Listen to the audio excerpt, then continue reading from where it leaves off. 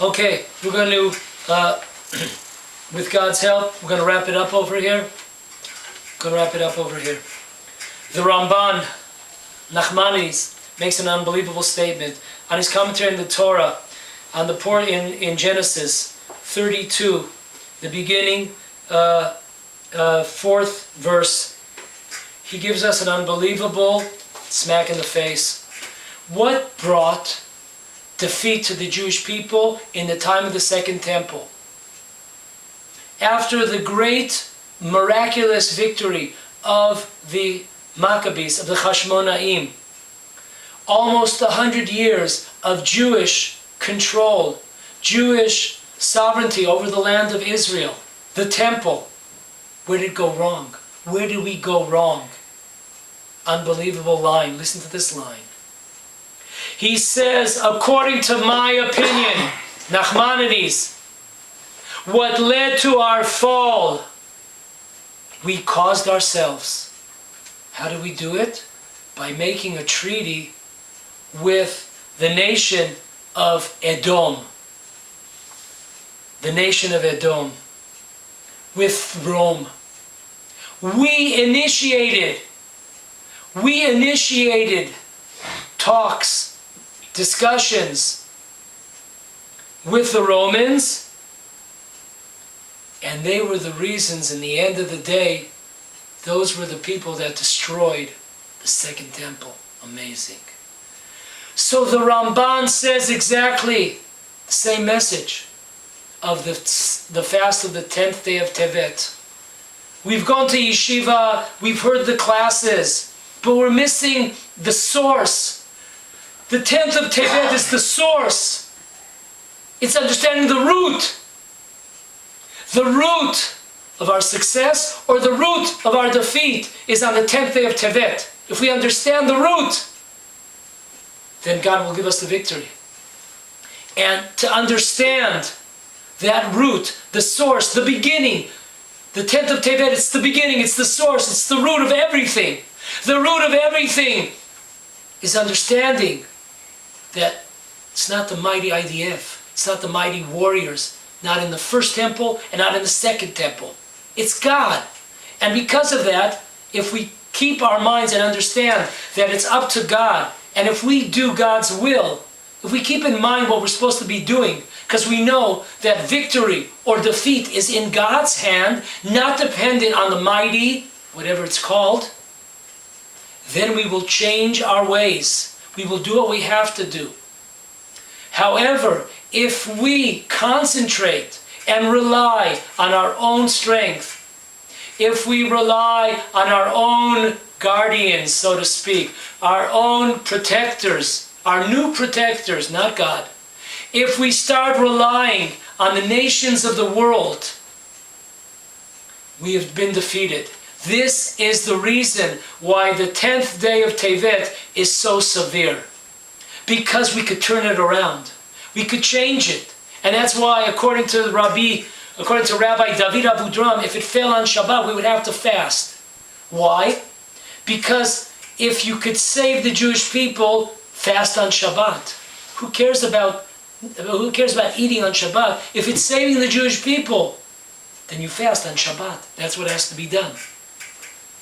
And every year at this time, God joins the heavenly courts and decides what will be with us. So if we got the point, if we understand that Hashem gives us victories, military victories, He gives us sovereignty in order for us to give us time.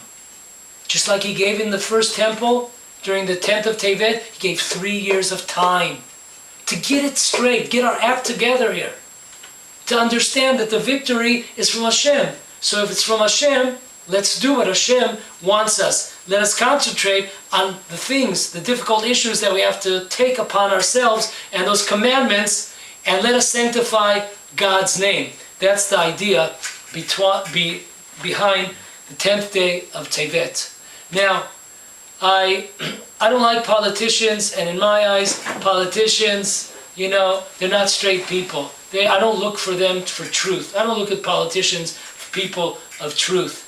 And let me tell you something, there's a general principle that we've been taught over the thousands of years, and the bottom line is that when D-Day comes, no one will stand for the Jewish people. No one will stand to defend the Jewish people. We will be alone with our God.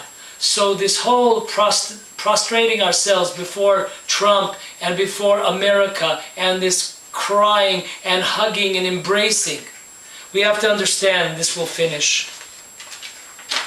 Throughout Jewish history, you could look in the Torah. We're not going to go through the examples. But anytime there was a treaty within the Torah, we see that in the end of days did not hold.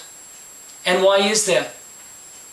Because besides for the understanding that people change, the political situations in the world are dynamic. Today, tomorrow, whole different personalities, different interest groups. So what in the world did you do? Just on a practical level. Why are you putting your eggs in this nation, in this country? Tomorrow it could be a whole different story, as we see in history. So that's on a practical level. It's not even smart, because things change, dynamics change. But how come in the Torah, why did the prophets and the sages, the Ramban and others, why did they look down towards treaties? Any treaties with the nations of the world?